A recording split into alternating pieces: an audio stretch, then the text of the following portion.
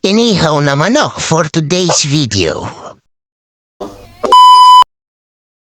What's up mga katubig? Tara, samahan nyo nga pala kami kung paano dumiskarte ng manok kahit walang pambili. Nahanap na nga pala kami ng manok dyan. At bigla kaming inalok ng aking jowables, meron daw silang isang manok. At ayan niya, bang laki. O pati yan, isama na rin yan.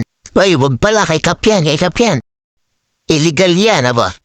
Ayaw ko ng itim at gusto ko'y puti. Ayan na nga, sipat kilatis Mahaba ang paa, itim ang tahid, pula ang mukha, pati mata, bulto katawan.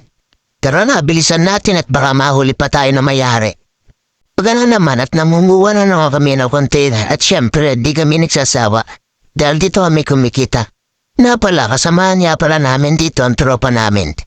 At taga-Kalamba at muwi nga lang daw siya dito para maglandi at maglibang at isama daw namin siya sa aming vlog.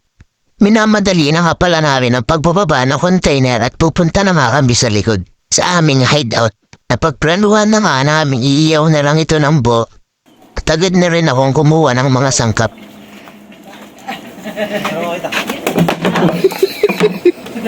Epic! Dahil sa pagmamadali natapon pa ang paminto. Sige, pulot lang, isa-isahin mo yan. Kayo lang ba yung ganito nahihirapan na pinagtatawanan po? O isi ka lang dyan, weti, at ikaw ay lulutuin na. Hindi na nga pala namin isinama ang pagkakata at baka nga kami mabayulit. Dahil plano nga namin huwag maglabas ng pera ay nanguha na lang kami dito ng kalamansi.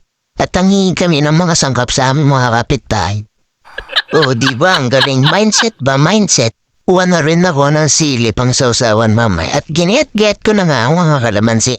Kailangan maraming kalamansi para masarap. Ayaw nga pala masarap yan, libre yan lahat Masarap tumira dito sa isla kahit wala kang pera mabubuhay ka. Pwede kang umuha naman kung saan ay bawal pala yun.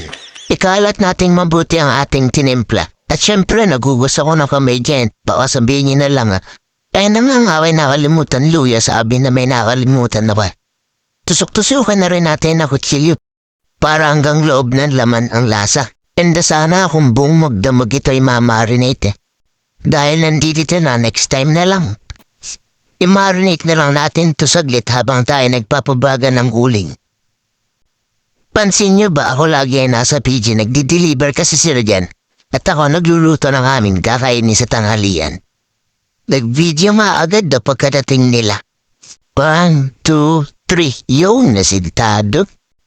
Tinulungan na nga pala kami ni Gamo dyan dahil nahihirapan daw siyang manood sa aming pinagagagawa. Habang ito nga ay nakasalami, payaran lang natin ang payaran ng ating pampalasa.